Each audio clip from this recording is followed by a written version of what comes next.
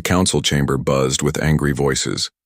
Aliens of every shape and size filled the curved seats that surrounded the central platform. Some had scales that glowed blue in the dim light. Others had tentacles that waved in the air as they spoke. A few looked almost human, but their eyes were too large and their skin too pale. Ambassador Krell stood at the center of it all. His blue scales caught the light from the twin stars outside the massive windows. His voice was deep and full of anger. 3 cycles, he shouted, his clawed hands gripping the podium. 3 cycles of war, and still the humans do nothing. The other delegates nodded and made sounds of agreement. The Vorthon ambassador, a tall creature with gray skin and 4 arms, stood up. "My people are dying," he said. "Entire planets burn. And where are the humans? Reading books?" All eyes turned to the observation deck. There, in a comfortable chair, near the tall windows, sat a human. He was middle-aged with brown hair and wore a simple blue uniform. A small name tag on his chest read, "Tom Blake, Earth Representative." Tom was reading a book. An actual paper book, which was strange in a galaxy where everyone used digital screens. He seemed completely focused on the pages in front of him. The angry voices in the chamber did not seem to bother him at all. "The War of 7 Suns destroys everything," Krell continued. "Trade routes are cut, families are separated, children cry for parents who will never come home, and the humans sit and read poetry." Tom looked up from his book. He had kind eyes and a gentle smile. "It's actually philosophy today," he said in a calm voice. "Ancient Earth wisdom about patience and understanding." The chamber fell silent. Every alien stared at the human. Some looked confused, others looked angry. A few looked like they wanted to throw something at him. The Nexus delegate, a creature that looked like a walking crystal, spoke next. Her voice sounded like wind chimes. "Ambassador Blake, surely you understand the seriousness of our situation? The Vorthon fleet grows stronger each day. They have weapons that can crack planets in half." Tom nodded politely. "Yes, I heard about that. Very impressive technology." "Impressive?" The Vorthon ambassador's forearms spread wide. "Our enemies speak of us as if we are monsters. They develop reality disruptors that can erase matter from existence. Also quite remarkable," Tom said. He marked his place in the book with a small piece of paper. "The level of scientific achievement required for such weapons is truly something to admire." Krell's scales turned a darker shade of blue, which meant he was getting angrier. "Admiral, with respect, your people have the largest merchant fleet in the galaxy. Your ships travel to every corner of known space. Your technology is advanced. Why do you refuse to help us?" Tom stood up slowly. He was not tall compared to most of the aliens, but something about the way he moved made others pay attention. "Help you do what exactly?" "Choose a side," Krell shouted. "The Vorthon Confederation or the Nexus Coalition. One of them will win this war. Your people could tip the balance." "And then what?" Tom asked. He walked down the steps from the observation deck to the main floor. "The winner takes control of the galaxy, rules over all the other species, decides who lives and who dies." The chamber was quiet again. Tom's footsteps echoed on the metal floor as he walked to the center of the room. "The Vorthons believe in strength through conquest," Tom said. "They want to unite the galaxy under their rule. The Nexus Coalition believes in progress through technology. They want to advance civilization by any means necessary. Both sides think they know what's best for everyone else." "One of them will win," the crystal delegate said. "It is inevitable." Tom smiled. "Nothing is inevitable. My people learned that lesson long ago." "Your people are farmers and poets." Krell's voice cracked with frustration. "You grow crops and make art while the galaxy burns around you." "We do enjoy farming," Tom agreed. "There's something peaceful about working with growing things. Plants teach you patience. They show you that the best results come to those who wait for the right moment." The Vorthon ambassador's forearms crossed over his chest. "Patience will not stop plasma bombs from destroying our colonies, won't it?" Tom asked. He looked around the chamber at all the worried faces. "Tell me, how long has this war been going on?" 3 cycles, Krell said. "You know this. And in those 3 cycles, How much territory has changed hands? The aliens looked at each other. The crystal delegate spoke first. The Vorthans took the outer rim systems. The Nexus captured the mining worlds of Sector 7, added another delegate. The Vorthans destroyed the Nexus shipyards at Alpha Station. The Nexus wiped out the Vorthon fleet at Beta Crossing. Tom nodded as he listened. So both sides have won battles. Both sides have lost battles. The war goes back and forth, but neither side is actually winning. The Vorthons are preparing a new offensive, Krell said. Their planet cracker weapons will end this war. The Nexus has developed improved reality disruptors, the crystal delegate added. They will answer the Vorthon threat. So both sides are building bigger weapons, Tom said. And when they use these weapons, what happens to the planets caught in between? What happens to the civilians who just want to live their lives in peace? The chamber fell silent. Through the great windows, they could see the stars. Some of those stars had planets around them. Some of those planets had been destroyed in the war. Tom walked to the windows and looked out at the twin stars. My people have a saying, he said. When elephants fight, the grass gets trampled. What's an elephant? Asked a small, furry delegate. A very large animal from Earth, Tom explained. The point is, when powerful forces fight each other, the smaller, weaker things get hurt. Right now, the Vorthans and the Nexus are the elephants. Everyone else is the grass. Krell's scales turned bright blue with anger. So you will do nothing. You will let the galaxy tear itself apart. Tom turned back to face the chamber. I didn't say we would do nothing. I said we prefer to wait and see. Wait for what? The Vorthon ambassador demanded. For the right moment, Tom said simply. A new voice spoke from the chamber entrance. Ambassador Blake. A young alien with green skin and large eyes ran into the room. Emergency message from the front lines. The room fell silent. Tom walked calmly to receive the message. Pad. He read it slowly, then looked up at the worried faces around him. What is it? Krell asked. The Vorthon fleet has broken through Nexus defenses, Tom said. They're moving toward the core worlds. The Nexus is preparing to use their reality disruptors to stop them. Panic spread through the chamber. Delegates began talking all at once. Some called for immediate evacuation. Others demanded emergency sessions. A few began making plans to flee to the outer galaxy. In the middle of all this chaos, Tom walked back to his chair. He picked up his book and tucked it under his arm. Then, he gathered his small bag and started walking toward the exit. Where are you going? Krell called after him. Tom paused at the doorway. Home, he said. I have a garden that needs tending. The tomatoes should be ready for harvest soon. He walked out of the chamber, leaving behind a room full of confused and frightened aliens. Through the windows, the twin stars continued to burn, and somewhere in the distance, fleets of warships moved toward what might be the final battle of the War of Seven Suns. But Tom Blake, representative of humanity, was going home to pick tomatoes. The other delegates stared at the empty doorway. None of them understood what they had just witnessed. They thought they were looking at a simple man who cared more about plants than politics. They were wrong, but they would not understand how wrong, until it was too late. New Terra looked like a peaceful dream. Rolling green hills stretched as far as the eye could see. Small towns dotted the landscape like tiny jewels. The air smelled of fresh grass and blooming flowers. Children played in the streets while their parents worked in gardens or walked to market. Captain Rex Morrison walked through the main street of New Terra City. It was not really a city by galactic standards. Most alien capitals had buildings that reached into the clouds and millions of people packed together. New Terra City had maybe 50,000 humans living in simple houses with front yards and back gardens. Rex stopped at a fruit stand. The owner, an old woman named Mary, smiled at him. Good morning, Captain. How are the apples today? Sweet. As always, Mary said, handing him a red apple. My grandson picked these this morning. Would you like some for your crew? That would be nice, Rex said. He bit into the apple. The juice was cool and refreshing. Any word from the outer settlements? All quiet, Mary said. The farmers are worried about the wheat, though. Too much rain last week.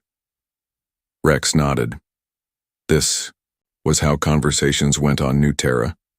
People talked about crops and weather and their children's school projects. No one mentioned the war that was tearing the galaxy apart. No one seemed worried about fleets of alien ships that could destroy entire planets. But Rex knew better. He finished his apple and walked to the end of the street.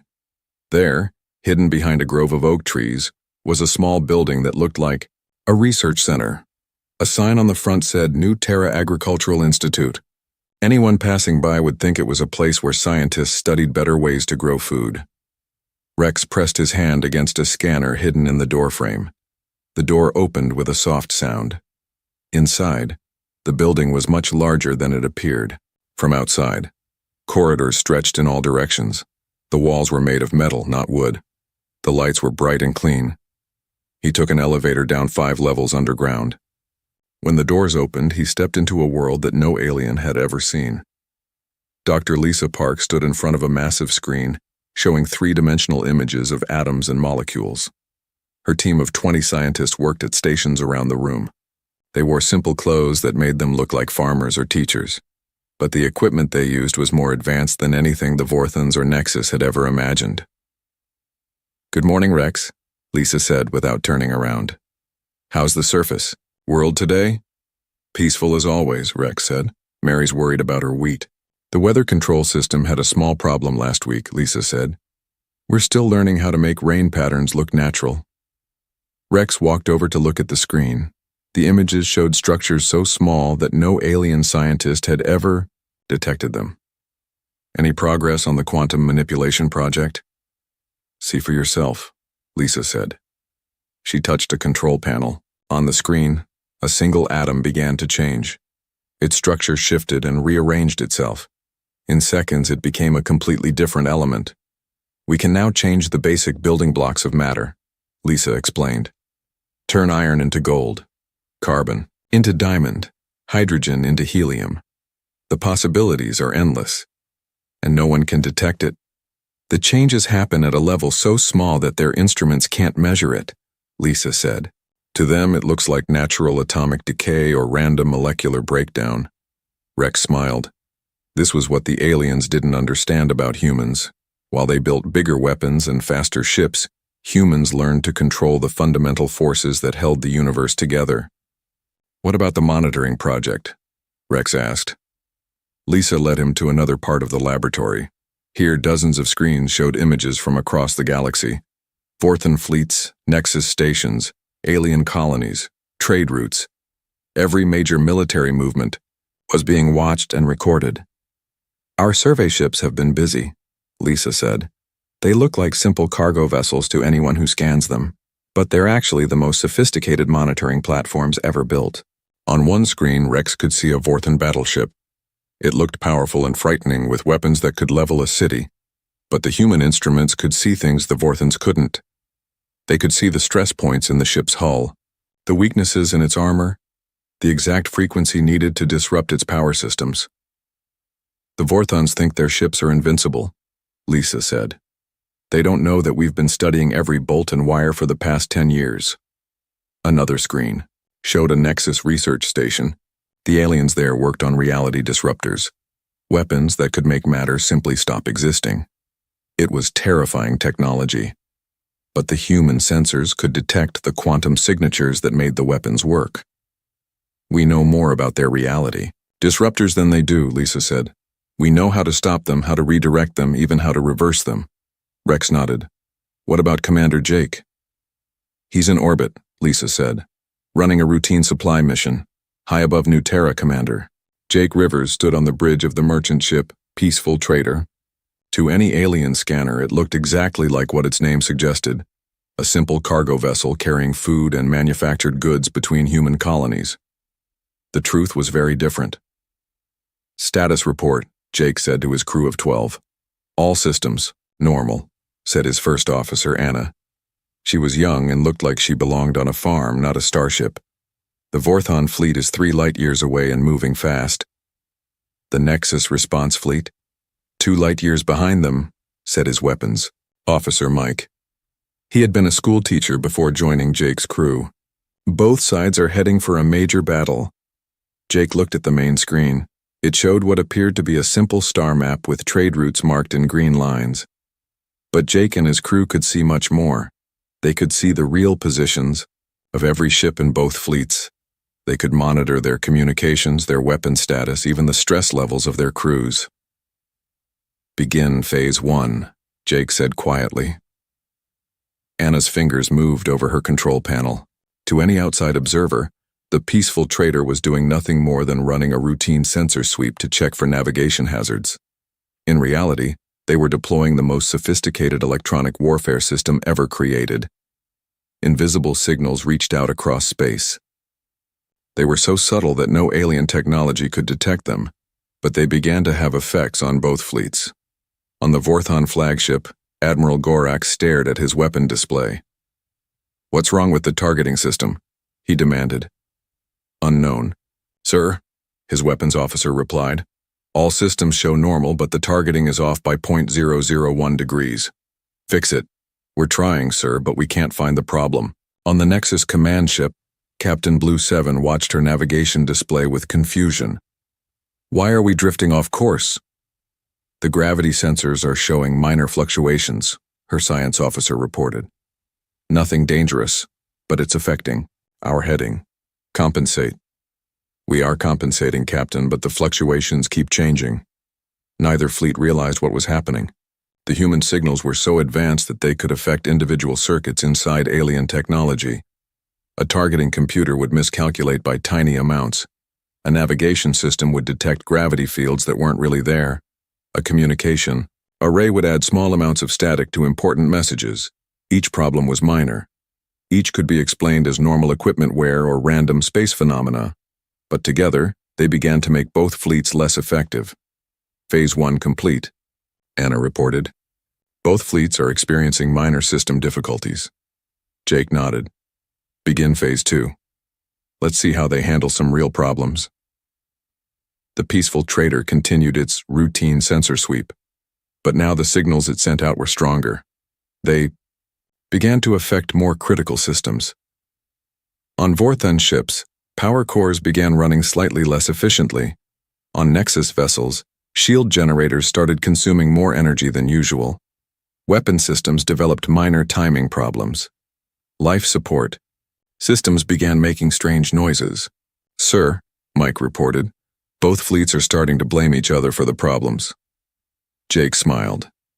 This was exactly what humans had expected.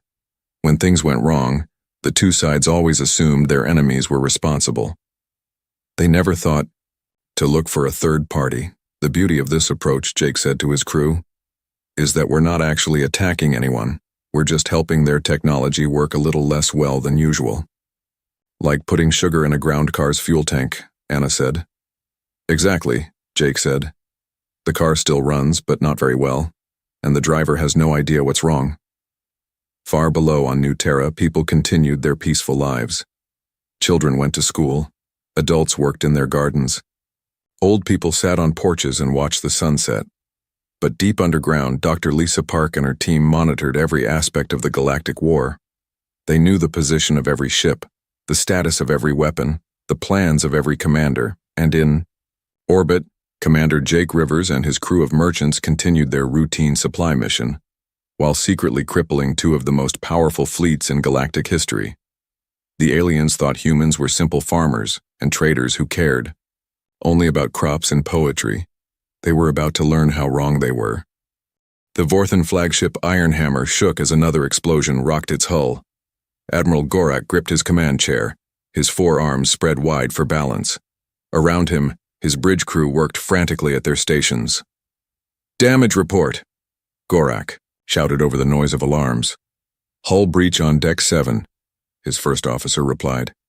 "The armor plating just cracked. No external impact, no weapon hit. It just fell apart on its own." Gorak's face darkened. This had been happening for hours. Systems failed for no reason. Metal developed stress fractures in the middle of battle. Weapons misfired at critical moments. It was as if the ship itself was betraying them. "Sir, the planet cracker is ready to fire," his weapons officer announced. Gorak looked at the main screen. The Nexus fleet hung in space before them, their crystal ships glowing with deadly energy. This was the moment he had been planning for months. The ultimate weapon that would end the war in one devastating blow. Target their command ship, Gorak ordered. Full power. The planet cracker charged up with a sound like thunder.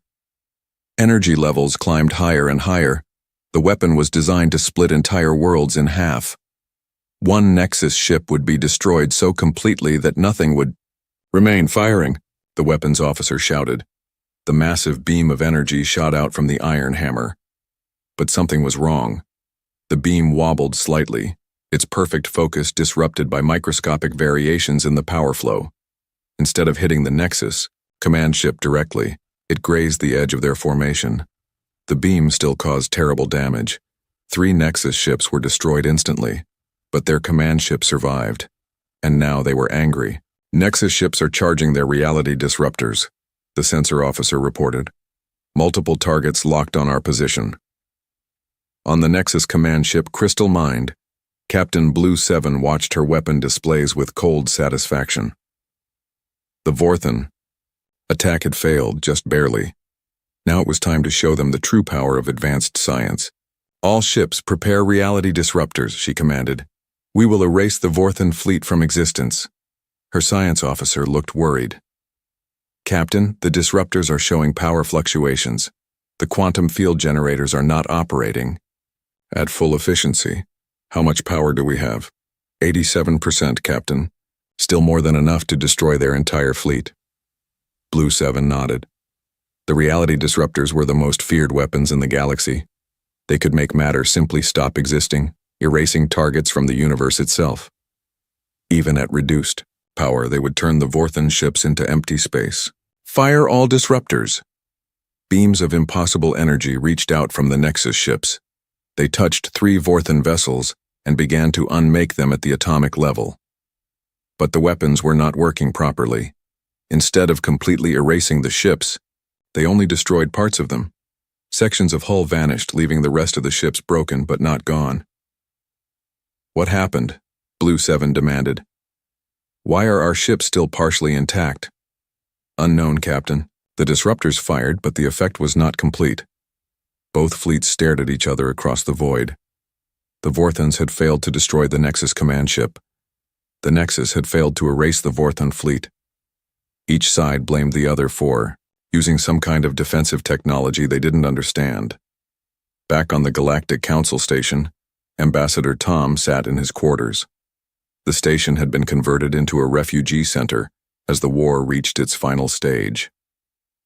Alien families crowded, the corridors carrying whatever possessions they could save from the fighting. Tom's quarters were simple and peaceful.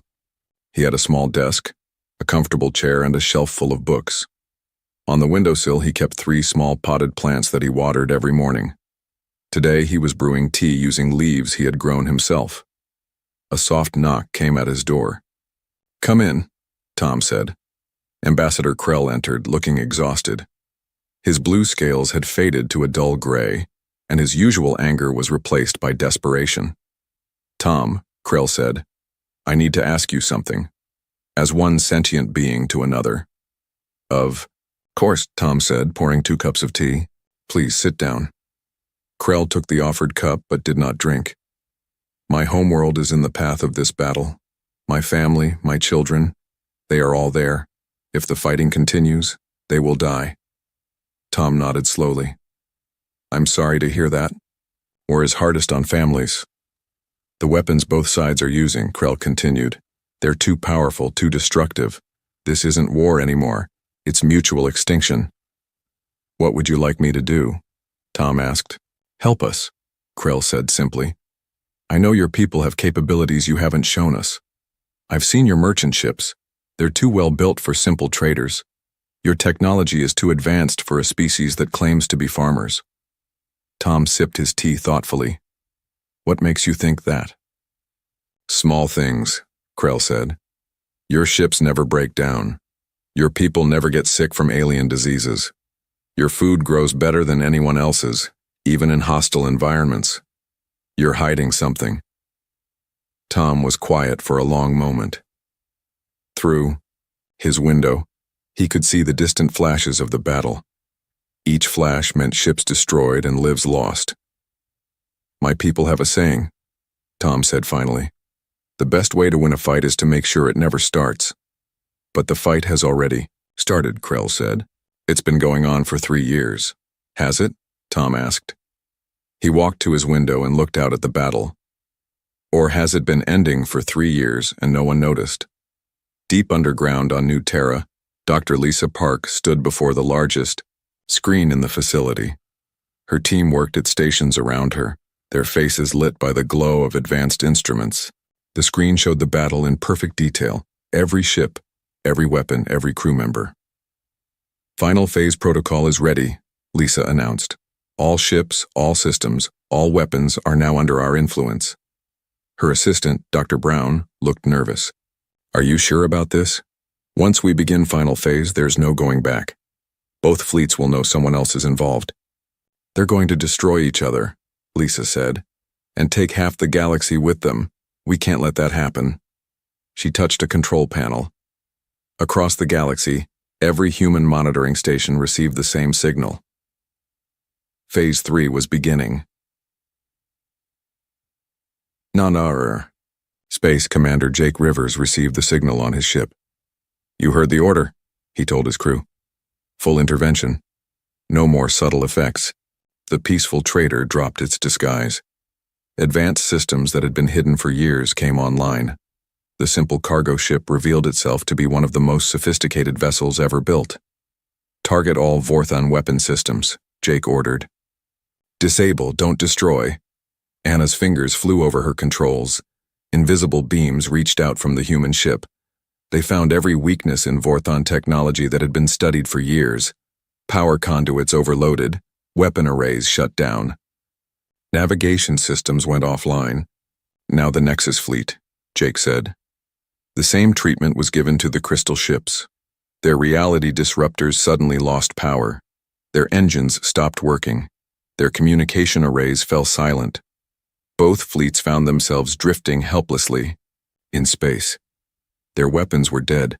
Their engines were cold. Their crews were alive but powerless. Admiral Gorak stared at his dark control panels in shock. "What happened? What did they do to us?" Captain Blue 7 faced the same situation. "All systems are offline. We're completely helpless."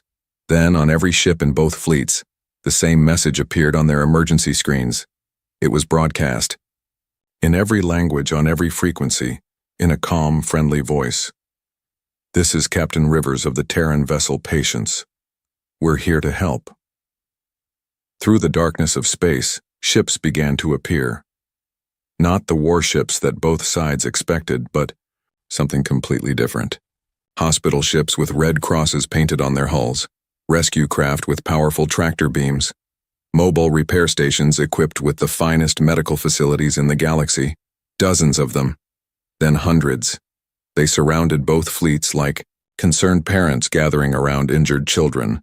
"Medical teams are standing by," the voice continued. "Rescue operations will begin immediately. Please do not resist. We are here to save lives, not take them." On the council station, Tom finished his tea and stood up. Through his window, he could see the distant flashes of battle had stopped. The shooting was over. "Your family will be safe now," he told Krell. "Both fleets are disabled but not destroyed. Our medical ships will treat the wounded. Our repair ships will fix what can be fixed." Krell stared at him in amazement. "You did this. Your people stopped the most powerful fleets in the galaxy." Tom smiled gently. "We prefer to think of it as helping them stop themselves. They were so busy fighting each other, they never noticed we were taking their weapons apart piece by piece." "For how long?" Krell asked. "How long have you been planning this?" "Since the war began," Tom said. "We knew it would end badly if we didn't intervene, so we prepared for the day we might need to step in." He walked to his small plants and gave them a drink of water. "The most dangerous predator in any ecosystem," Tom said, "is often the one that looks harmless until the moment it needs to act." Outside, human ships continued their rescue operations, saving lives from both sides of a war that had just ended without anyone really understanding how. The galaxy watched in stunned silence. Every news station, every communication channel, every monitoring station showed the same impossible sight. Two of the most powerful fleets in galactic history sat helpless in space while human ships swarmed around them like helpful insects. The human vessels were nothing like what anyone expected.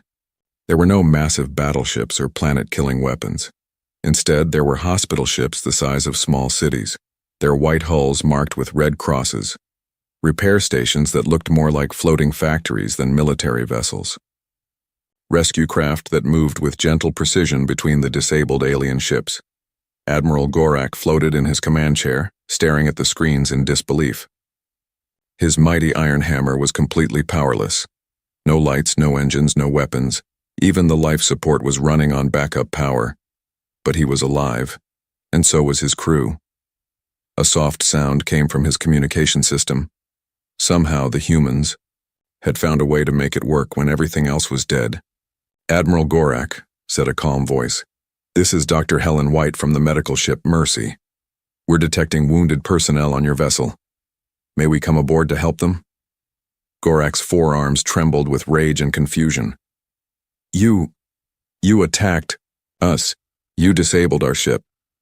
"We prevented you from destroying each other," Dr. White replied gently. "Your crew has 17 injured members and 3 who need immediate surgery.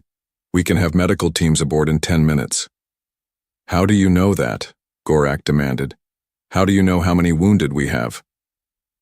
"We've been monitoring your ship's life signs for the past 6 hours, Dr. White said. "We know the exact condition of every person aboard every vessel in both fleets." On the Nexus command ship, Captain Blue 7 faced the same situation. Her beautiful crystal vessel was as dead as a stone, but human voices spoke to her through communication systems that somehow still worked.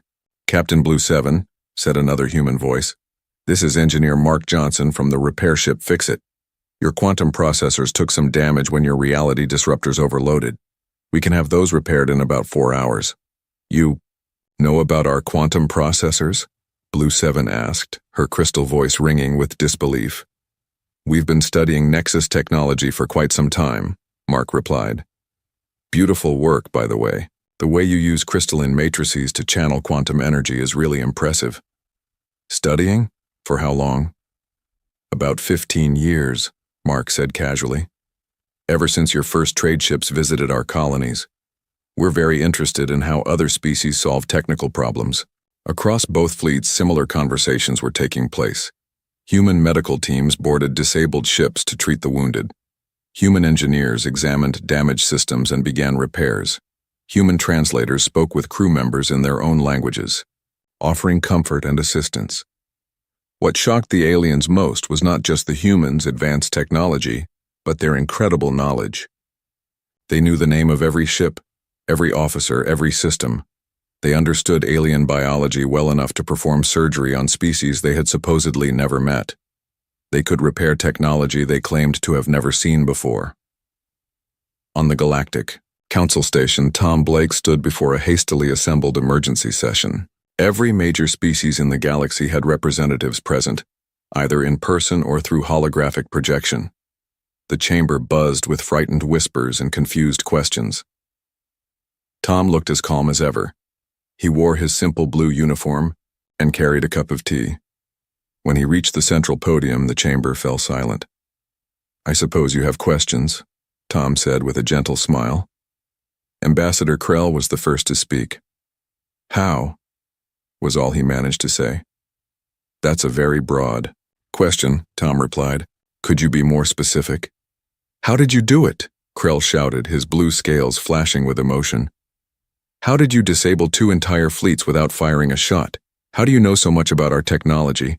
How long have you been lying to us?" Tom sipped his tea thoughtfully. "We haven't been lying. We told you we were farmers and traders. We told you we preferred to wait and see. We told you we wanted peace. All of that was true. But you never told us you could destroy our most powerful weapons," the Vorthan ambassador accused. "You never asked," Tom said simply. "And we didn't destroy anything. Both fleets are intact. All crew members are alive. We just turned things off for a while. A holographic projection flickered to life. It showed Dr. Lisa Park in her underground laboratory on New Terra. Around her, screens displayed detailed information about every alien technology in known space. "Ladies and gentlemen," Tom said, "I'd like you to meet Dr. Park. She leads our Galactic Understanding Project." Lisa smiled and waved. "Hello, everyone. I'm sorry we had to meet under these circumstances."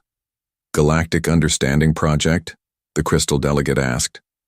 "For the past 20 years, Lisa explained, we've been studying every species, every technology, every culture we could find. Not to conquer or control, but to understand. Knowledge is the most powerful tool in the universe." The screen changed to show a map of the galaxy. Hundreds of small dots were scattered across it, each one marking a human monitoring station disguised as something harmless. "These are our observation posts," Lisa continued. "Research stations that look like farming institutes, trading posts that are actually intelligence centers, survey ships that map more than just star systems. You've been spying on us," the Vorthan ambassador accused. "We've been learning about you," Tom corrected. "There's a difference. Spies steal secrets to gain advantage over enemies. We gathered knowledge to better understand our neighbors." Another image appeared on the screen. It showed the internal structure of a Vorthan battleship, every component labeled and analyzed. "We know exactly how your ships work," Lisa said, "because we've been studying them for 15 years. We know the stress points in your hull designs, the frequency vulnerabilities in your shields, the power fluctuation patterns in your weapons." The image changed to show a Nexus vessel, equally detailed and analyzed. "We understand your reality disruptors better than you do," Lisa continued. "We know how to disable them, redirect them, even improve them. We could make your weapons twice as powerful if we wanted to." "Then why didn't you?" Captain Blue 7 asked through her holographic projection. Tom set down his teacup and looked around the chamber. "Because more powerful weapons don't solve problems. They create bigger problems." "We studied your histories," Lisa added. "Every species follows the same pattern. You develop weapons, fight wars, destroy things, then build even bigger weapons to fight bigger wars. It never ends." "So you decided to end it for us?" Krell asked. "We decided to give you a choice," Tom said. "You could destroy each other with your ultimate weapons, or you could let us help you find a better way." Commander Jake Rivers appeared on the screen, standing on the bridge of his ship. Behind him, displays showed the rescue operations continuing across both fleets. "Right now," Jake said, "we have medical teams on 47 ships treating wounded from both sides. Our engineers are repairing damage to vessels from both fleets. Vorthan doctors are working alongside Nexus scientists in our mobile hospitals. Former enemies are saving each other's lives," Tom added, "because when people stop fighting long enough to help each other, they remember that they're not really enemies at all." The chamber was quiet. On the screens they could see the proof of Tom's words. Vorthan medical officers were helping human doctors treat Nexus casualties. Nexus engineers were sharing their knowledge to help repair Vorthan ships. Species that had been trying to kill each other hours ago were now working together. "Your technology," the Crystal delegate said slowly, "it's more advanced than anything we have." "In some ways," Tom agreed, "but we learned most of it from you.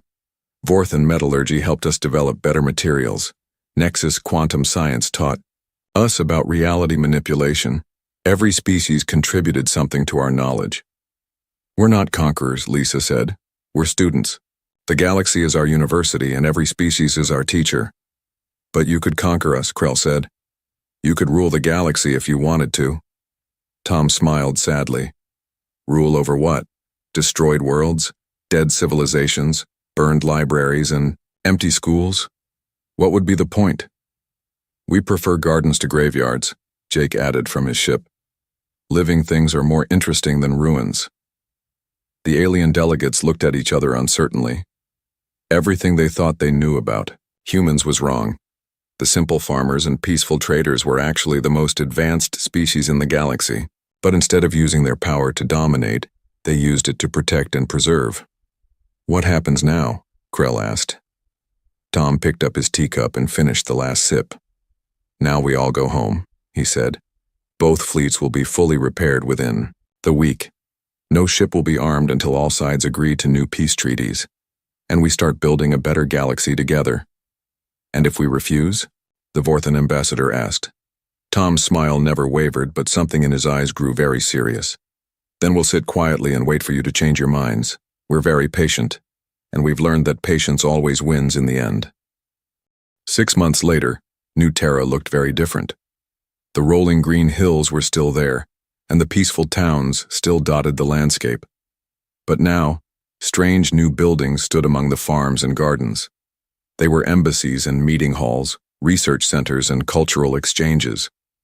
Ships from dozens of different species landed daily at the small spaceport that had grown into a major hub. Ambassador Tom Blake walked through the gardens behind his new office building. It was early morning, and the dew still sparkled on the grass. In his hand, he carried a watering can filled with fresh water from the nearby stream. His daily routine hadn't changed much, even though he was now the unofficial coordinator of galactic peace. "Good morning, Tom," said a familiar voice. Tom turned to see Ambassador Krell approaching along the garden path. The alien's blue scales looked much brighter than they had 6 months ago. He carried a small potted plant with purple flowers. "Good morning, Krell," Tom said with a smile. "How's your family?" "Safe and well, thanks to you," Krell replied. He held up the plant. "My daughter grew this. She wanted me to give it to you as a thank you gift." Tom accepted the plant with genuine pleasure. "It's beautiful. What's it called?" "Hope Blossom," Krell said. "It only grows after periods of great difficulty. My people believe it represents new beginnings." Tom found a perfect spot for the plant among his other flowers from across the galaxy. In 6 months, his garden had become a living symbol of the new peace. Vorthon fire roses grew next to Nexus crystal trees, delicate singing vines from the outer rim worlds wrapped around sturdy stone fruit trees from the core systems. "Any word from the peace negotiations?" Tom asked as he watered the new addition. "Admiral Gorak and Captain Blue 7 signed the final agreements yesterday," Krell said. "The Vorthan Confederation and Nexus Coalition are officially no longer at war." Tom nodded. It had taken 6 months of careful talks, but the two sides had finally agreed to peace, not because they were forced to, but because they had learned to work together during the rescue operations after the battle. "What about the rebuilding projects?" "Ahead of schedule," Krell said proudly. "The joint Vorthan Nexus teams have restored 17 damaged worlds so far. They're sharing technology and resources like they never fought at all." This was perhaps the most amazing development.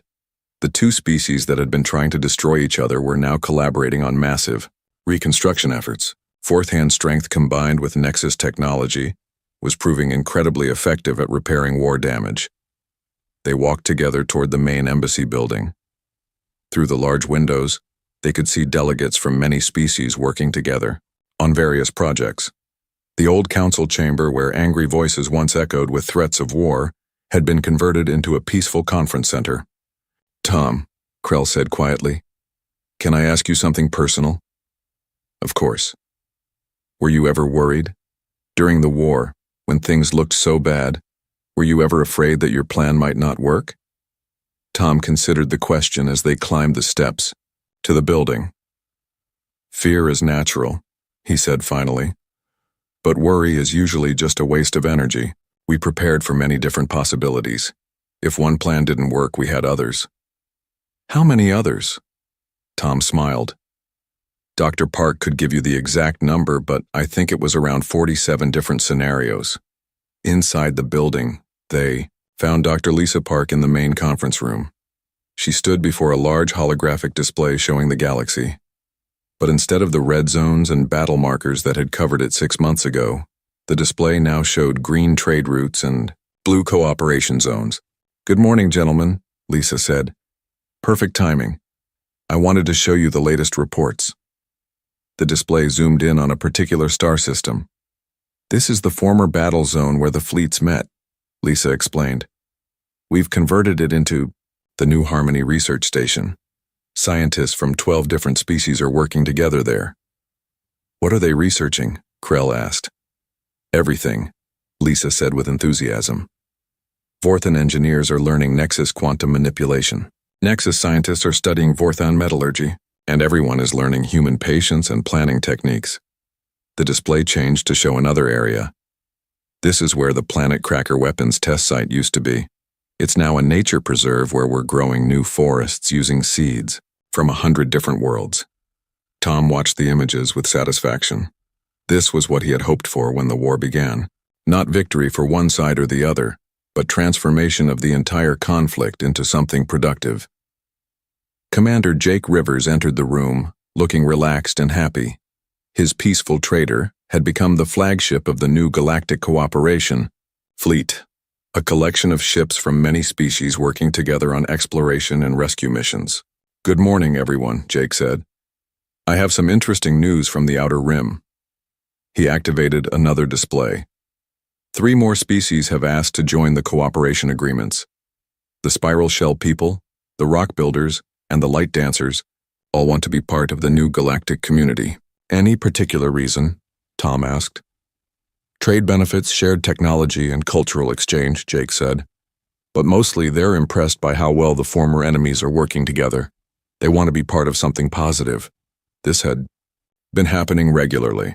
Species that had watched the war with fear were now eager to join the peace. The galaxy was discovering that cooperation produced better results than competition. Dr. Park brought up another set of images. The most exciting development is the education exchange program. Young people from different species are studying on each other's worlds. The images showed classrooms where alien children learned alongside human students. Vorthan youngsters practiced patience in human gardens. Nexus youth learned about emotions and art from species they had once considered primitive. "My nephew is studying on a Nexus crystal ship," Krell said proudly.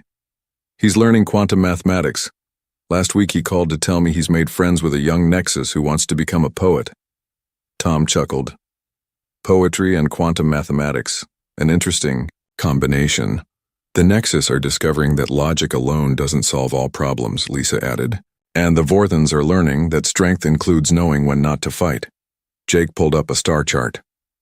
"Speaking of strength, we've had some interesting developments in the military sector." The chart showed the positions of various fleets throughout the galaxy. But these weren't battle formations. They were defensive networks designed to protect trade routes and respond to natural disasters. The Vorthan and Nexus have combined their remaining military forces into joint peacekeeping units, Jake explained. They're using their weapons to clear asteroid fields and rescue ships in distress. "What about their ultimate weapons?" Krell asked. "The planet crackers and reality disruptors?" "Converted," Lisa said with a smile. "Planet crackers are now used for large-scale mining operations and terraform projects. Reality disruptors have been modified to clean up space debris and remove dangerous radiation from damaged worlds."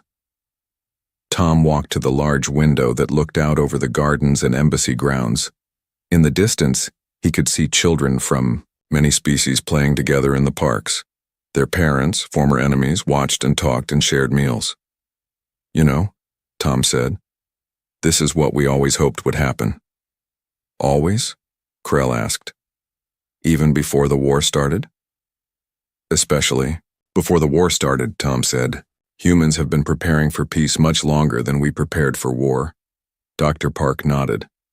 "The Galactic Understanding Project wasn't just about studying alien technology.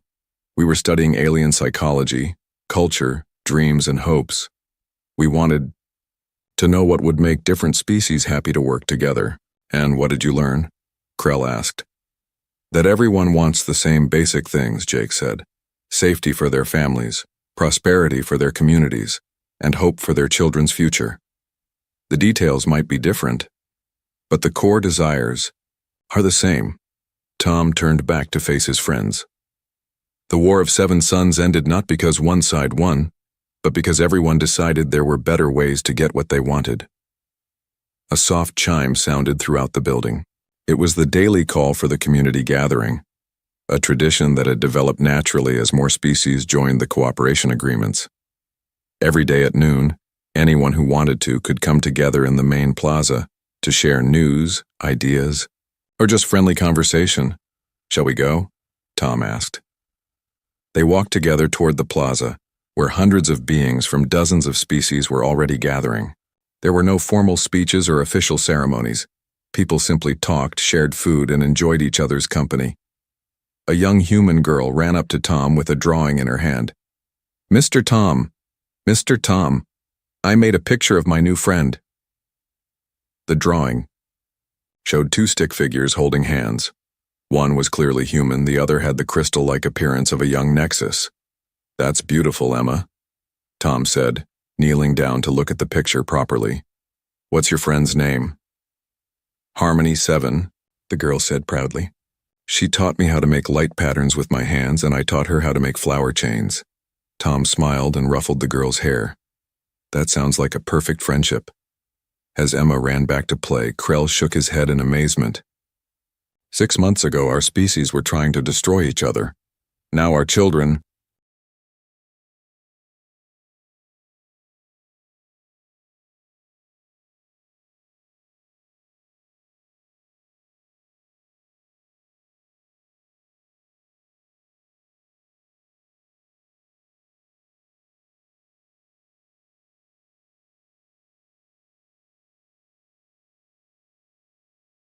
The massive ship hung in space like a dark metal mountain. Its name was the Void Reaper, and it was the most feared vessel in the galaxy. The ship stretched over 2 miles long, covered in thick armor and bristling with weapons that could crack planets in half. Inside its cold metal halls, Captain Vex studied the glowing screen before him. "Target confirmed," said his first officer, Grim. The alien's 4 arms moved across the control panel with practiced ease. "Third planet from the star. They call it Earth." Vex nodded slowly. His red eyes glowed in the dim light of the command bridge. Like all members of his species, he had been born on a world where only the strongest survived. His gray skin bore the scars of 100 battles. "What do we know about these humans?" "Weak," Grim replied with a harsh laugh. "Our scouts say they fight each other more than they fight outsiders. They have no unified defense force. No real weapons that could threaten us." Around the bridge, other crew members listened with interest. They came from different worlds, but all were part of the Death World Alliance. There was Hawk, whose people lived on a planet of endless storms. His blue skin was thick enough to stop most bullets. Next to him stood Nora, from a world where gravity was 3 times normal. Her muscles bulged under her uniform. At the weapon station sat Tor, whose species had evolved from pack hunters. His sharp teeth gleamed when he smiled. All of them had one thing in common. They came from worlds that tried to kill them every day, worlds with poisonous air, deadly animals, or crushing gravity. These harsh homes had made them strong. They had formed the Death World Alliance to conquer the soft worlds of the galaxy, worlds where life was easy and people were weak. "How many ships do they have?" Vex asked. "Perhaps 1,000 small vessels," Grim answered. "Nothing larger than a basic cruiser. Most are built for moving cargo, not fighting." Vex almost smiled. In his long career, he had destroyed entire fleets. He had watched civilizations burn. The Void Reaper alone carried more firepower than most planetary defense systems. And their ground forces? Scattered across their planet in small groups. They seemed to spend most of their time fighting each other over resources and territory. Grim's voice held contempt. "Our ground troops will crush them in days." The captain walked to the large window that looked out into space. Stars glittered like diamonds against the black void. Somewhere ahead lay Earth, another world to add to. The Alliance's growing empire. "Set course for the human system, standard approach." "Yes, sir," came the reply from multiple voices. The Void Reaper began to move. Its massive engines glowed blue-white as they pushed the ship forward. Around it, a fleet of smaller vessels fell into formation. Cruisers, destroyers, and troop transports, enough ships to conquer most star systems twice over.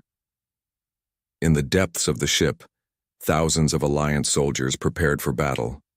They cleaned their weapons and sharpened their claws. They had done this dance many times before.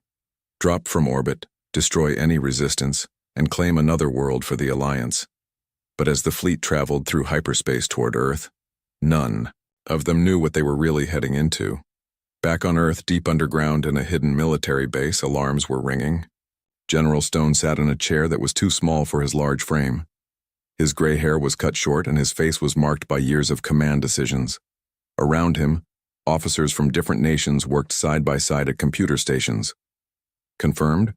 "Sir," said Colonel Reed, looking up from her screen. "Deep space sensors picked up the signatures, at least 50 ships, maybe more. They're big." Stone rubbed his tired eyes. He had been preparing for this day for 5 years. Ever since the first alien probe had been detected at the edge of the solar system, most world leaders had ignored the warnings. They were too busy fighting their own wars to worry about threats from space. "How long until they reach us?" Stone asked. 18 hours, maybe 20, Reed replied. "They're moving fast." Stone looked around the command center. Representatives from 12 different nations sat at the stations. Just 2 days ago, some of these countries had been shooting at each other. Now they worked together because they had no choice. "Send the message to all defense stations. Operation Last Hope is now active." Around the world, military bases received the same message. In hidden bunkers, old enemies shook hands and began sharing their most secret weapons. Scientists who had been working on separate projects suddenly found themselves on the same team. The planet that had been divided for so long was finally united by the threat of total destruction. On the moon, Admiral Kane stood in the control room of Luna Base. He was 60 years old, with white hair and hands that shook slightly from an old injury. He had fought in 3 different wars on Earth, but never anything like this. "Status report," he said to his aide, Major Cross. "All orbital platforms are online, sir. We have 43 ships ready for combat, another 20 that can fight if needed." Cross paused. "It's not enough, is it, sir?" Kane looked out the window at Earth hanging in space like a blue marble. His home. His family was down there somewhere. "No, Major, it's not nearly enough, but it's what we have." The old admiral had studied every battle in human history. He knew that sometimes the side with fewer numbers could still win, but only if they were smart, lucky, and willing to sacrifice everything. "Sir," Cross said quietly, "the alien fleet, our computers estimate they could destroy our entire planet." Kane nodded slowly. "Then we better make sure they don't get the chance."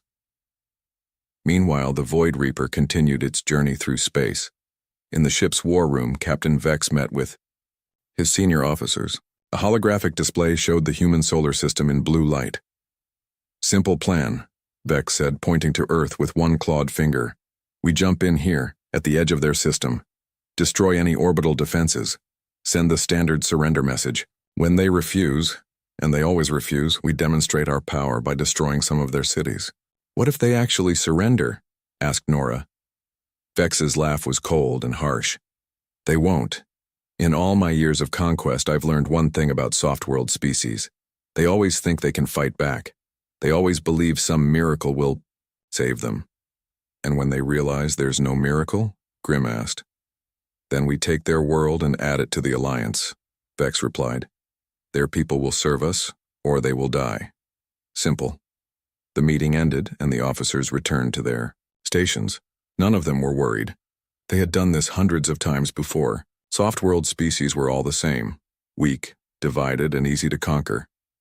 But as the Void Reaper dropped out of hyperspace at the edge of Earth's solar system, Vex felt something he hadn't experienced in years.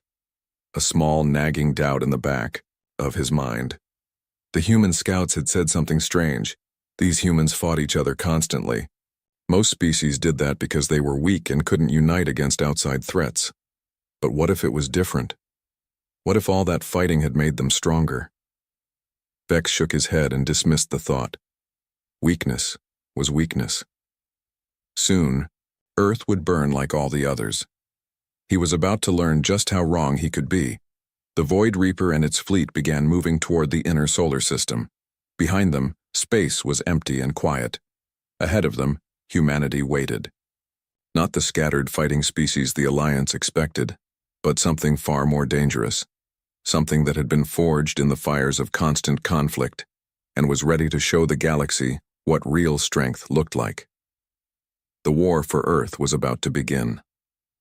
The Void Reaper emerged from the darkness between worlds like a metal beast awakening from sleep. Captain Vex stood on his bridge, watching as Earth's solar system spread out before them on the main screen. The third planet glowed blue and white, beautiful and peaceful. Pathetic, Vex muttered. Look how soft their world appears. No wonder they're weak. His crew nodded in agreement. Grim worked at his station, scanning the system. Sir, detecting multiple orbital stations around their planet. Also several ships moving between the inner worlds. Numbers, Vex asked. 12 orbital platforms, 47 ships of various sizes. Grim paused, studying his readings. Sir, something strange. The ships, they're moving into formation. Vex frowned. Most species scattered their forces when the Alliance arrived, hoping to hide or escape. Formation? Show me. The main screen changed to show the space around Earth. Vex watched as human ships moved with surprising coordination. Ships that had been scattered across the system were now gathering near their homeworld. Perhaps they're trying to surrender together, suggested Nora from her station. Or preparing to run, added Tor, his sharp teeth gleaming. But Vex wasn't so sure. Something felt different about these humans. Begin intimidation protocol. Destroy the closest orbital station. The Void Reaper's main cannon charged with a sound like thunder. A beam of pure energy lanced out across space, striking one of Earth's orbital platforms. The station exploded in a ball of fire and debris. Send the surrender message, Vex ordered. Across all human communication channels, the same message appeared. It was translated into every Earth language. Primitive species. Of Earth, you have been selected for conquest by the Death World Alliance. Surrender now and serve us, and some of you may live. Resist and your world will burn. You have 1 hour to respond. On Luna Base, Admiral Kane read the message with grim determination. Around him, officers from 12 different nations waited for his response. Just days ago, these same people had been enemies. Now they stood united. Send our reply, Kane said quietly. The response that went back to the Void Reaper was simple. Come and take it. Captain Vex stared at the message in disbelief. They refuse? These soft-worlders actually refuse? Should we destroy another station, sir? Grim asked. No, Vex said slowly. Something's not right here. Most species beg for mercy by now. These humans, they sound almost eager to fight. On Earth, General Stone coordinated the planet's defense from his underground command center. Screen showed the positions of every human ship and weapon. All units, this is Stone. The aliens have made their move. Time to show them what we're made of. Around the world, hidden weapons came online. Missile silos opened their doors. Defense satellites that had been disguised as communication relays revealed their true nature. And in space, the human fleet began to move. Admiral Kane commanded the Earth Defense Force from his flagship, an old battle cruiser called Defiance. It wasn't the newest ship, but it had been upgraded with every weapon humanity could build. Around him, ships from different nations formed into battle groups. All ships, this is Kane. The Admiral's voice crackled across the communication channels. Remember, we're not trying to win a fair fight. We're trying to survive. Use every trick you know. The human fleet was outnumbered 5-1. Their ships were smaller and less armored than the Alliance vessels. But they had one advantage the aliens didn't expect. They had been fighting each other for thousands of years. They knew every dirty trick in the book. Captain Mills commanded a group of converted cargo ships that had been turned into missile platforms. Remember, he told his crews, we're not warships, we're surprises. The first battle began near Mars. 3 Alliance cruisers moved to destroy a human mining station. They expected no resistance, just civilians to slaughter. Instead, they flew into a trap. The mining station launched every piece of equipment it had as improvised weapons. Drilling robots became missiles. Ore containers became bombs. And from behind Mars's smaller moon, 6 human ships appeared. Captain Ross led the ambush. Her ship, Vengeance, was old and slow, but it carried enough missiles to level a city. "Fire everything," she ordered. The human ships opened fire from point-blank range. Hundreds of missiles streaked toward the surprised Alliance cruisers. The aliens' shields flared and failed under the massive barrage. One Alliance cruiser exploded. Immediately. The second lost power and began spinning helplessly. The third tried to run, but Ross's ships pursued it like hunting dogs. "Impossible," breathed the surviving alien captain as his ship died around him. How did primitives do this? On the Void Reaper, alarms were ringing.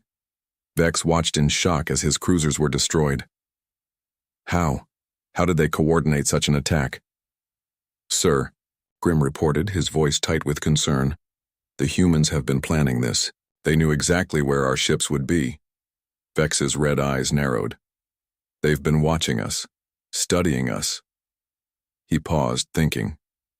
Send in the destroyers. Crush their ambush ships before they can escape. But when the Alliance destroyers arrived at Mars, the human ships were gone. They had vanished like ghosts, leaving only debris and empty space. Admiral Kane smiled grimly as he watched the tactical display.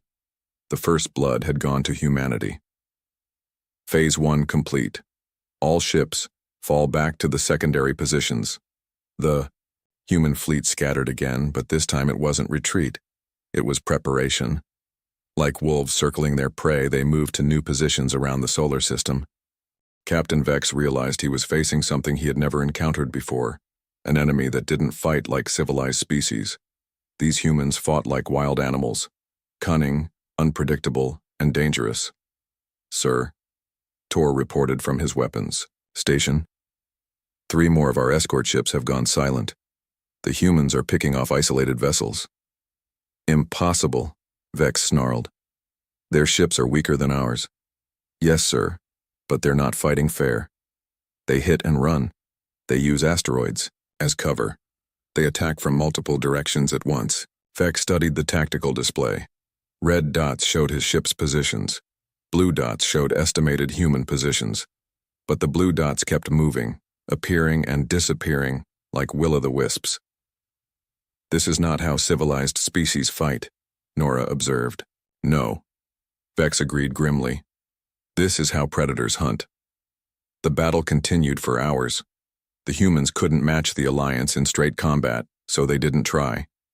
Instead, they struck like lightning and vanished before the aliens could respond. Converted passenger liner called Hope rammed an Alliance destroyer, sacrificing itself to save 3 smaller human ships. The liner's captain, an old woman named Davis, broadcast her final message: "For Earth." A squad of human fighters, barely more than armed shuttles, swarmed an Alliance cruiser like angry insects. They were too small for the cruiser's big guns to hit effectively. One by one, they delivered their payloads of explosives and missiles until the mighty warship was a burning wreck. Each victory cost the humans dearly. For every Alliance ship they destroyed, they lost 2 or 3 of their own. But they kept fighting with a fury that shocked their enemies. "Why don't they surrender?" Hawk asked from his position at the sensor station. "They're losing ships faster than we are." Vex didn't have an answer. In all his years of conquest, he had never seen anything like this. Most species gave up when they realized they couldn't win. These humans seemed to fight harder the more desperate their situation became. "Sir," Grim reported, "we've lost 8 ships. The humans have lost 22. "Then we're winning," Vex said, but his voice lacked conviction. "Are we?" Grim asked quietly. "Sir, our remaining ships are all damaged, our crews are exhausted, and the humans, they're still coming." On his flagship, Admiral Kane studied the battle reports. They were losing ships faster than he had hoped, but slower than he had feared. More importantly, they were learning about the enemy. "The big ship," he said to Major Cross. "That's their command vessel. If we can damage it." "Sir, the Void Reaper is 10 times larger than our biggest ship. Its armor is too thick for our weapons." Kane smiled coldly. "Then we don't attack its armor. We attack its brain." The Admiral turned to his communications officer. "Signal all remaining ships, we're going to try something crazy." In space around Earth, the surviving human vessels began moving into a new formation. They weren't running, this time. They were preparing for one final desperate attack. Captain Vex watched the human ships gather and felt something he hadn't experienced in decades: uncertainty. These weren't the weak, divided primitives his scouts had described. These were warriors who fought like demons and never gave up. "Sir," Tor said quietly, "perhaps we should call for reinforcements." Vex's pride stung at the suggestion. The mighty Void Reaper had never needed help before. But as he watched the human ships form their battle line, he began to wonder if this time might be different. "No," he said finally. "We finish this ourselves. All ships prepare for final assault. We end this now." But even as he gave the order, Vex couldn't shake the feeling that he was making a terrible mistake. These humans had already surprised him. Once. What other surprises might they have in store? The stage was set for the decisive battle. The wounded Alliance fleet prepared to crush the remaining human forces. But the humans weren't planning to meet them in honorable combat. They were planning something far more dangerous. Something that would show the galaxy that humanity's greatest weapon wasn't their technology or their numbers. It was their absolute refusal to accept defeat. The red planet Mars had never seen a battle like this before. What started as humanity's last stand in deep space had become something far more desperate. Admiral Kane watched from the bridge of his damaged flagship as the Void Reaper and its remaining fleet approached the red planet's orbit. "All ships fall back to Mars' defense line," Kane ordered into his communicator. His voice was steady, but his hands shook slightly from exhaustion. They had been fighting for 18 hours straight. Around Mars, the surviving human fleet took position. Only 23 ships remained from the original 47. Each one bore the scars of battle: scorched hulls, missing weapon turrets, and makeshift repairs. But they still flew, and they still fought. "Sir," Major Cross reported, studying his tactical screen. "The alien fleet is down to 31 ships, but that big one, the Void Reaper, barely has a scratch on it." Kane nodded grimly. The massive Alliance command ship was like a fortress in space. Their weapons had damaged its escorts, but the flagship itself seemed unstoppable. "What's our status on the Mars? Defense platforms?" "All 6 platforms are operational, sir. Commander Blake has them ready to fire." On Mars Defense Platform Alpha, Commander Blake checked her weapons one final time. The orbital platforms had been built to protect Mars colonies from asteroid impacts. Now they would try to stop the most dangerous warship in the galaxy. "Remember," Blake told her crew, "we're not trying to destroy that monster. We're trying to hurt it enough to make it think twice." The platform's main gun was designed to shatter space rocks. Against the Void Reaper's armor, it would be like throwing stones at a tank. But sometimes enough stones could break even the strongest wall. Captain Vex stood on his bridge, studying the human defensive line. Something bothered him about their formation. "Why are they making their stand here?" he asked, grim. "This red planet has no strategic value." "Perhaps they're protecting their colonies, sir," Grimm suggested. "No," Vex shook his head. "There are only a few thousand humans on Mars. Why sacrifice ships to save so few?" He paused, thinking. Unless. Before he could finish the thought, the human fleet attacked. But this wasn't like their previous hit-and-run tactics. This time they came straight at the Alliance fleet in a desperate charge. Admiral Kane led the attack personally, his battered flagship Defiance racing toward the enemy line. "All ships, attack pattern Alpha," Kane commanded. "Hit them hard and fast. Don't give them time to think." Captain Mills, commanding his converted cargo ships, launched every missile he had. "For every one we've lost," he shouted as hundreds of warheads streaked toward the Alliance fleet.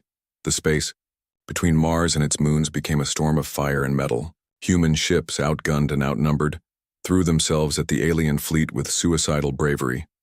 They rammed enemy vessels, exploded their own reactors as weapons, and fired until their guns melted.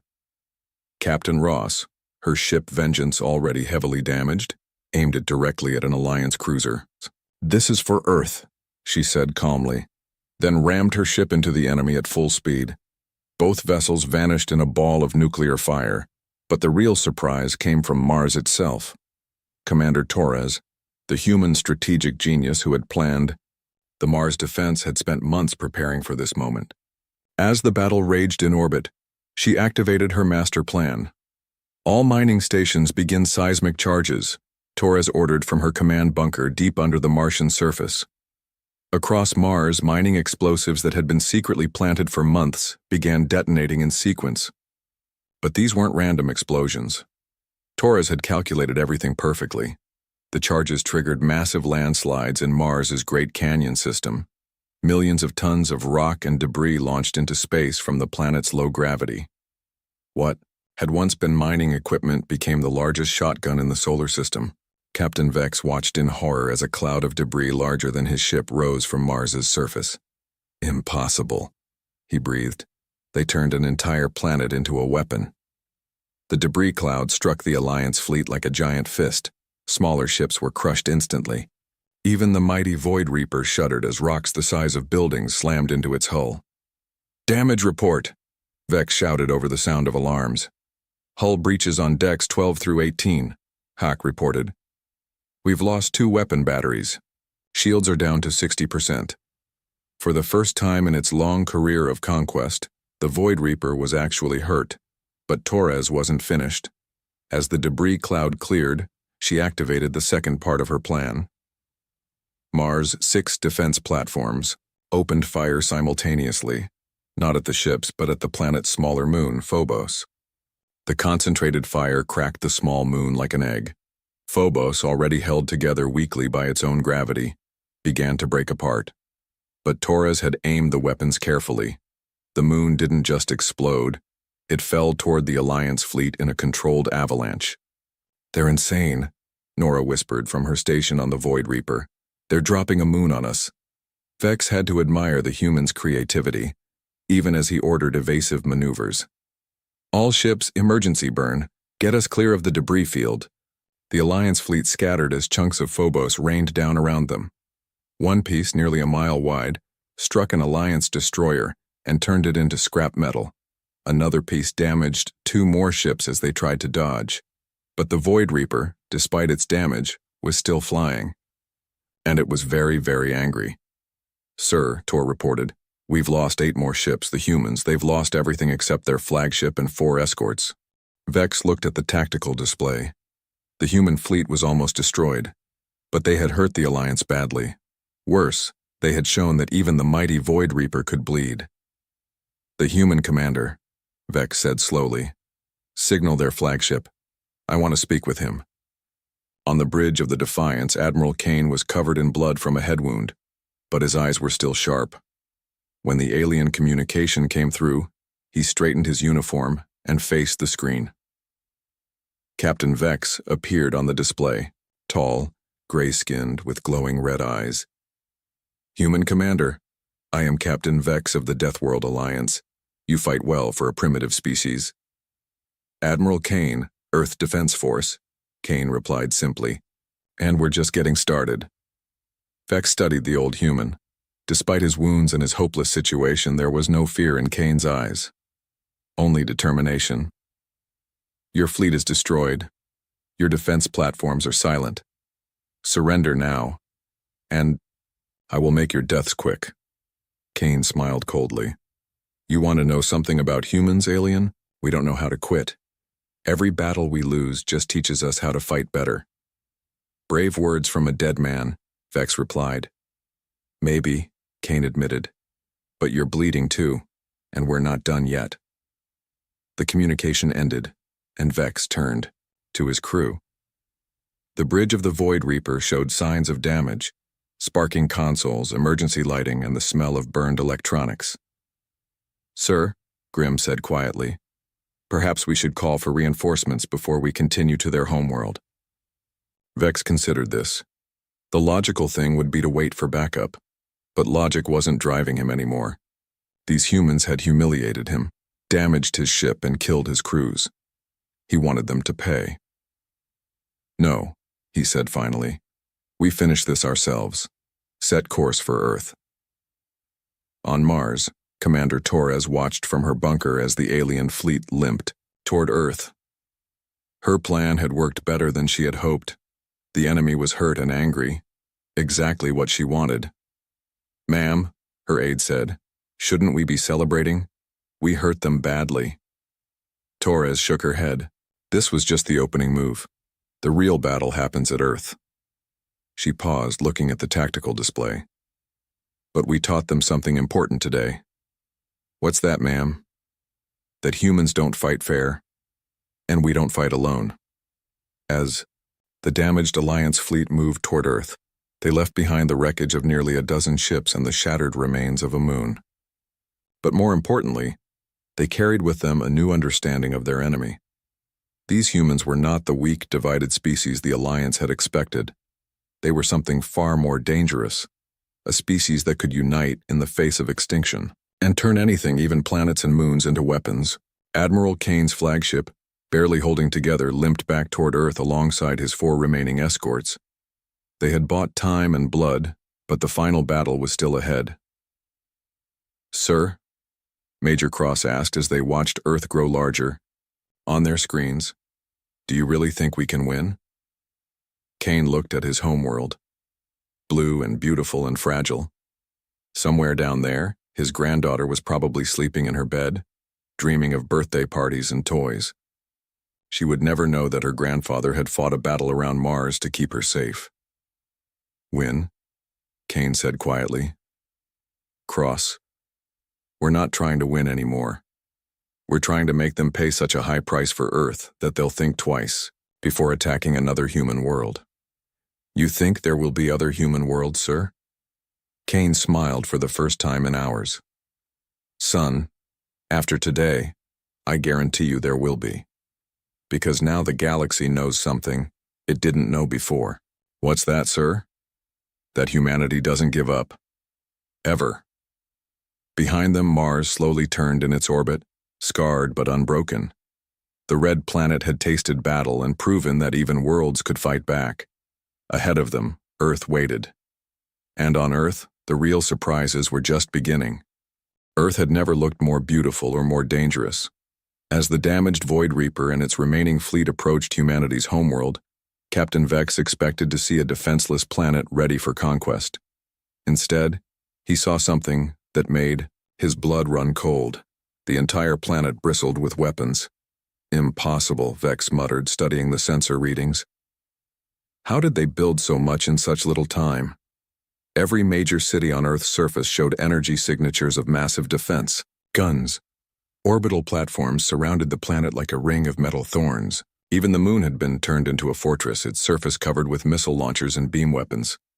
"Sir," Grimm reported, his voice tight with concern, "I'm reading over 300 defense platforms in orbit, ground-based weapons in every major population center. And sir, they've militarized their weather satellites." "Weather satellites?" "They're not predicting storms anymore, sir. They're making them." On Earth's surface, the transformation had been incredible. In the weeks since the first alien probe was detected, humanity had done something it had never done before. They had truly united. Old enemies shared their most secret technologies. Scientists worked around the clock to turn civilian equipment into weapons of war. In New York, retired Marine Sergeant Gray stood on top of a skyscraper that had been converted into a fortress. At 55 years old, he should have been enjoying retirement. Instead, he was preparing to defend his home against alien invaders. "Remember," Gray told the mixed group of soldiers, police officers, and armed civilians around him, "these aliens think we're soft because we live on an easy world. Time to show them that Earth only looks peaceful." Below them, the city had become a maze of barricades, hidden weapon emplacements, and booby traps. Every building was a potential fortress. Every street was a killing ground. The aliens wanted to take Earth. They would have to fight for every inch. Dr. Sarah Park, a weather scientist turned military engineer, worked frantically in a control bunker beneath Washington, D.C. Around her, screens showed weather patterns across the globe. But these weren't natural patterns anymore. "Hurricane Helen is holding steady over the Atlantic," reported her assistant, Lieutenant Webb. "Wind speed steady at 200 miles per hour. Good, Park replied. What about the storm system over the Pacific? Typhoon Michael is ready. To move on your command. The aliens won't expect us to weaponize weather itself. Park smiled grimly. Humans had been trying to control weather for centuries. They had finally succeeded, just in time to use it as a weapon against invaders from space. In orbit around Earth, Admiral Kane prepared for what everyone knew would be the final battle. His flagship Defiance was held together by spare parts and determination. Of his original fleet, only 12 ships remained operational. Sir, Major Cross reported, the alien fleet is moving into attack formation. The big ship is taking point. Kane nodded. Signal all defense platforms. When they get in range, hit them with everything we have. Don't save anything for later. There might not be a later. The Void Reaper led the Alliance attack. Despite its damage from the Mars battle, it was still the most powerful ship in the solar system. Captain Vex stood on his bridge, planning the conquest of Earth. Begin orbital bombardment, Vex ordered. Destroy their defense platforms first, then their major cities. The massive ship's weapons began to charge. But before they could fire, Earth struck first. Every defense platform in orbit opened fire simultaneously. Hundreds of energy beams and missile salvos converged on the Alliance fleet. The space around Earth lit up like a deadly fireworks show. The Void Reaper's shields flared as multiple hits struck its hull. Smaller Alliance ships exploded under the massive barrage.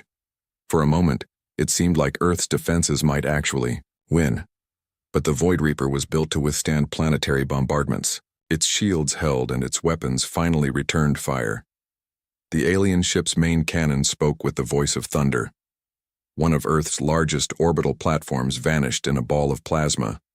Then another.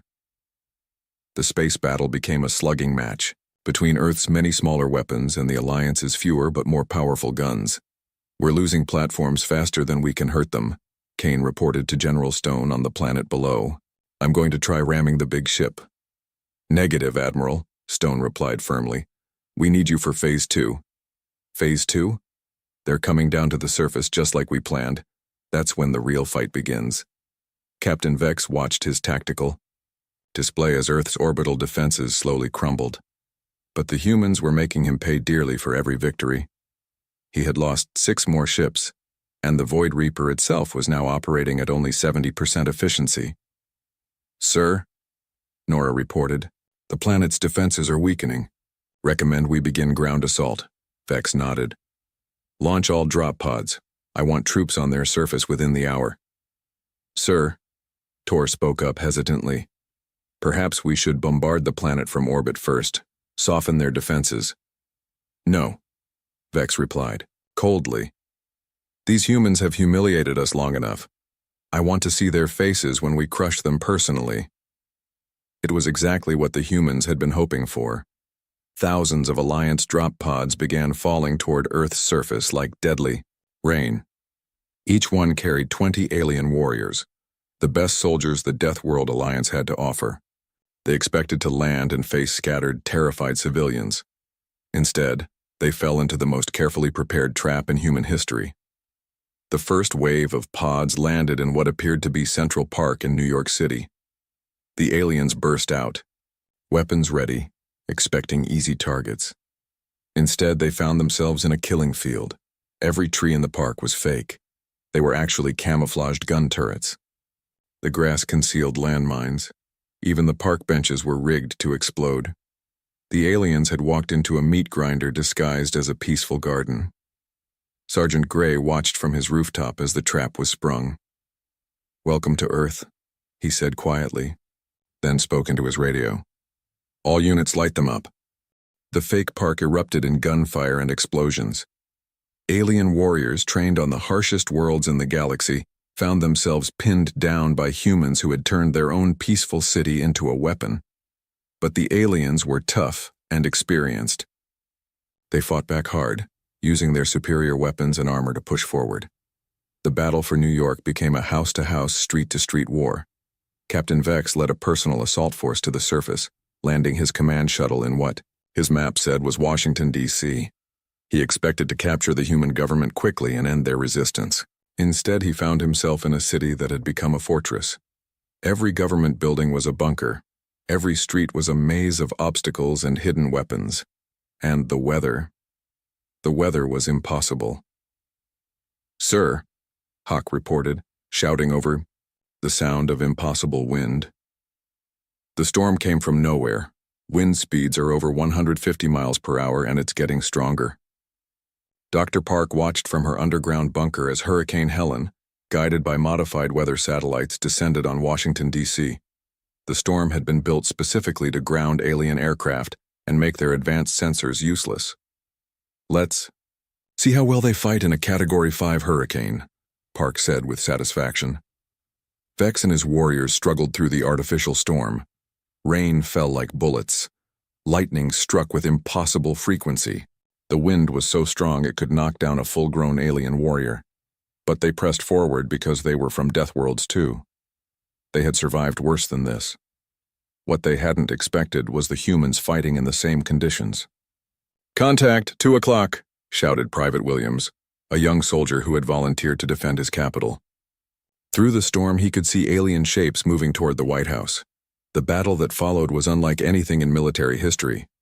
Humans and aliens fought each other in the middle of a hurricane that should have made fighting impossible. Both sides used the storm as a weapon. Lightning rods became electric traps, wind became a way to blow grenades around corners, and rain made everyone equally blind.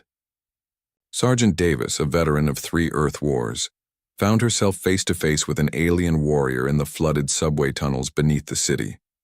Both their weapons were useless in the knee-deep water, so they fought with knives in bare hands. "You fight well for a soft-worlder," the alien gasped as they struggled. "This soft-worlder is about to kill you," Davis replied, and proved it. All across Earth, similar battles raged. In London, fog machines created artificial mist that hid human defenders. In Tokyo, the subway system had been turned into a maze of tunnels and traps. In Moscow, the humans used the winter cold as a weapon, turning water into ice to trap alien vehicles. But the most important battle was happening in a small town in Kansas, where Captain Vex had finally cornered what he thought was the human leadership. General Stone stood in what appeared to be an ordinary farmhouse, facing the alien captain through a shattered window. Around them, the battle for Earth raged. But for a moment, it was just 2 old soldiers looking at each other. "Surrender," Vex demanded, his weapon pointed at Stone. "Your resistance is pointless. We have conquered 100 worlds." Stone smiled calmly. "Maybe you have. But you never conquered a world where the people had nowhere else to run."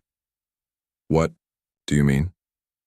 "Every other species you fought had colonies, other worlds they could retreat to. We don't. Earth is all we have. So we can't lose, because we have nowhere to go." Vex felt something he hadn't experienced in decades: doubt. "Your cities are burning. Your defenses are failing." "Are they?" Stone asked. "Look around, alien. How many of your soldiers are still fighting? How many of your ships are still flying?" For the first time since landing, Vex checked his communication system.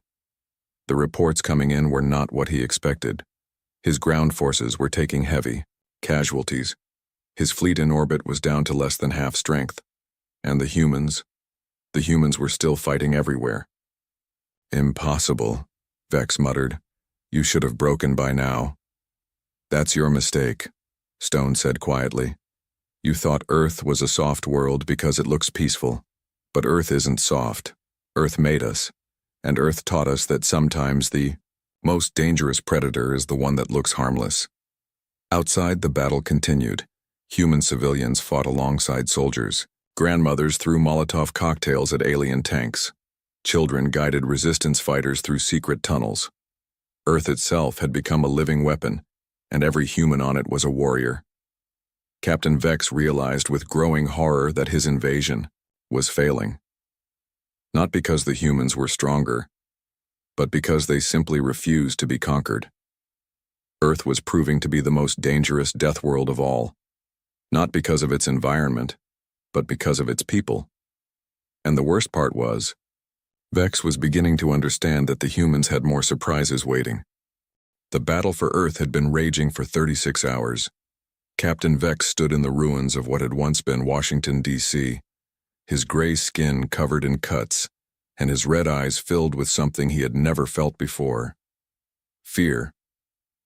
Around him, his invasion force was being torn apart, not by superior weapons or numbers, but by an enemy that simply would not stop fighting. Every human who fell seemed to inspire 10 more to take their place. Every building they captured became a trap. Every victory cost more than it was worth. "Sir," Grimm's voice crackled through the damaged communicator, "we need immediate evacuation. Our ground forces are at 30% strength and falling." Vex looked around at the burning city. Somewhere in the smoke and chaos, human defenders were still fighting, still refusing to surrender. "Negative. We finish this." But even as he spoke the words, Vex knew they were losing. The mighty Death World Alliance, conquerors of 100 worlds, was being beaten by a species that had never left their own solar system. High above in orbit, the Void Reaper hung in space like a wounded beast. Its hull was scarred and burned. Half its weapons were destroyed. Captain Vex's pride and joy was dying around him. On the bridge, Nora studied the tactical display with growing alarm. "Sir, we've lost contact with 60% of our ground forces. The remaining ships are requesting permission to retreat." "Where is the human fleet?" Vex demanded through his communicator. "Unknown, sir. They disappeared 12 hours ago. Our sensors can't locate them." Admiral Kane's remaining ships were indeed hiding, but not where the aliens expected. Using a network of asteroid mining tunnels throughout the solar system, the human fleet had gone to ground like wolves preparing for one final hunt. "All ships, this is Kane," the old admiral's voice whispered across encrypted channels. "Phase 3 is now active. Remember, we're not trying to survive this, we're trying to make sure they never come back." In the hidden tunnels of the asteroid belt, 12 human ships prepared for a mission they all knew was suicide. Each ship had been loaded with every explosive device humanity could build. They were no longer warships. They were flying bombs. But the real surprise wasn't in space. It was on Earth itself. Deep beneath the Rocky Mountains, Dr. Lisa Chen worked frantically at a control station that looked like something from a science fiction movie. Around her, the largest engineering project in human history was coming online. Tectonic. "Resonators are in position," reported her assistant, Dr. Mike Foster. "All fault lines are mapped and ready. Atmospheric processors show green across the board," added Dr. Anna Rodriguez from her station. "We can trigger weather systems on a continental scale." Chen looked at the massive display showing Earth's internal structure. Red lines marked every major fault line and volcanic system on the planet. Blue lines showed ocean currents and atmospheric patterns. For months, teams of scientists had been secretly placing devices along these natural systems. "Ma'am," Foster said quietly, "you realize what this will do to our own planet?" Chen nodded grimly. "It'll hurt us badly, but it'll hurt them worse." She paused, thinking of her daughter sleeping in a shelter somewhere above. "And it'll make sure no other alien fleet ever thinks Earth is an easy target." On the surface, General, Stone received the message he had been waiting for. "All units, this is Stone. Operation Earthshaker is authorized." "Repeat, Earthshaker is authorized." Captain Vex felt the ground shake beneath his feet. At first he thought it was just another human bomb. Then the shaking got stronger and stronger. "Earthquake!" shouted one of his warriors. But this wasn't a natural earthquake. This was something far worse. Dr. Chen's fingers moved across her controls like a pianist playing humanity's final symphony. "Activate tectonic resonators. All California fault lines." Beneath the Earth's surface, carefully placed devices began vibrating at precisely calculated frequencies. The San Andreas Fault, dormant for decades, suddenly woke up with a roar that could be heard from space. The earthquake that followed wasn't natural. It was controlled, directed, and devastating. Alien landing zones across California cracked open, like eggs. Dropships fell into suddenly appearing chasms. The very ground became humanity's weapon. "Impossible," Vex gasped as he watched his forces disappear into the Earth. "They've weaponized their planet's geology." But Chen wasn't finished. "Activate atmospheric processors. Category 6 hurricane. targeted at the alien fleet. What happened next had never been seen in Earth's history. The humans didn't just redirect existing weather, they created new weather. A hurricane that shouldn't have been possible formed directly over the alien fleet in orbit. The storm reached into space itself, creating electromagnetic pulses that fried alien electronics and wind patterns that made orbital combat impossible. Lightning struck from the planet's surface to ships in orbit. The Void Reaper found itself fighting not just human weapons but the planet itself. "Sir," Hawk shouted over the impossible storm, "our shields are failing. The planet is generating electromagnetic pulses that are overwhelming our systems." Through the chaos, Admiral Kane's voice cut across all frequencies. "Attention, alien fleet. This is Admiral Kane of Earth Defense. You wanted to see what a death world looks like? Welcome to the deadliest world in the galaxy." The remaining human ships erupted from their hiding places like angry hornets, but they weren't trying to win a space battle anymore. They were missiles with crews aimed directly at the alien fleet. Captain Mills, commanding his converted cargo ship, spoke calmly into his communicator as he aimed his vessel at an alien cruiser. "For Earth, for humanity, for everyone who ever called this world home." His ship struck the alien vessel at ramming speed.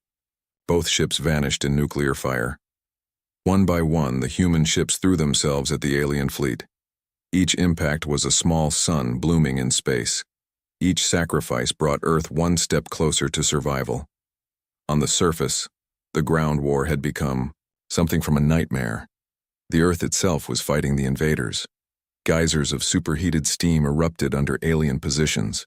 Landslides buried entire companies of warriors. Sinkholes opened and swallowed alien vehicles. Sergeant Gray, still fighting in the ruins of New York, watched in amazement as the Hudson River suddenly changed course, flooding alien positions while leaving human defenders on high ground. "How the hell are they doing this?" he wondered aloud. "Because this is our world," replied Private Williams, reloading his weapon. "And our world doesn't like uninvited guests." Captain Vex realized his invasion was not just failing, it was becoming a massacre. His forces were being destroyed by a combination of human desperation and planetary engineering that should have been impossible. "All ships, all units," he commanded. "Immediate withdrawal, full retreat." But the humans weren't done with them yet. As the Void Reaper tried to pull away from Earth, Admiral Kane's flagship Defiance appeared directly in its path. The old ship was held together by determination and spare parts, but it still carried one final surprise. "Kane to Vex," the Admiral's voice came across the communication channel. "You wanted to conquer Earth? Then stay and fight like a warrior." The Defiance opened fire with everything it had left. Its weapons were small compared to the Void Reaper's mighty guns, but they were aimed with the precision of a lifetime soldier who had nothing left to lose. Vex found himself in the strangest moment of his military career. He was actually impressed by his enemy. "Human Admiral, you fight with honor. Surrender now and I will grant you a warrior's death." Kane's laugh was harsh but genuine. "Alien, I've been dead since this started. I'm just taking as many of you with me as possible." The two ships dueled. In the storm-torn space above Earth, the Void Reaper was larger and more powerful, but the Defiance fought with the fury of a planet defending its children. When Kane's ship finally died, it died like a warrior. The Defiance rammed the Void Reaper's command section, its reactor exploding in a last act of defiance that left the alien flagship crippled and burning. Dr. Chen, watching from her control room deep underground, made the hardest decision of her life. "All stations activate final protocol. Turn on the magnetosphere amplifiers." "Ma'am," Foster protested, "that could strip away our atmosphere. We could kill our own planet." "Better dead than slaves," Chen replied quietly. Earth's magnetic field, artificially amplified beyond all natural limits, reached out into space like an invisible hand. It grabbed every piece of metal in orbit, alien ships, debris, even space, stations, and began pulling them toward the planet. The Void Reaper, its engines damaged and its hull compromised, couldn't escape. The planet's magnetic field dragged it inexorably toward the atmosphere. Captain Vex, standing on his burning bridge, watched Earth grow larger on his screens. His ship, his crew, his invasion. All of it was ending in fire and ruin. "Sir," Grimm said quietly, "perhaps we should abandon ship." Vex shook his head. "No. A captain goes down with his ship." He paused, looking at his crew. Aliens from a dozen. Different death worlds, all brought low by a species they had thought weak. "Send a message to Alliance Command." "What should it say, sir?" Vex thought for a long moment.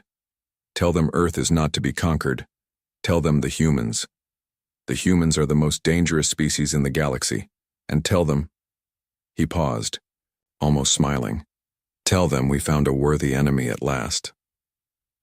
The Void Reaper burned up in Earth's atmosphere like a falling star. The most feared ship in the galaxy became a brief flash of light in humanity's sky. On the surface, General Stone watched the alien ship die from his command bunker. Around him, reports came in from around the world. The alien ground forces were surrendering or retreating. The orbital battle was over. Earth had survived. But at a cost. Major cities lay in ruins. Millions were dead or homeless. The planet itself had been wounded by the weapons used to defend it. "Sir," his aide asked, "was it worth it?" Stone looked at the tactical display showing the fleeing alien ships.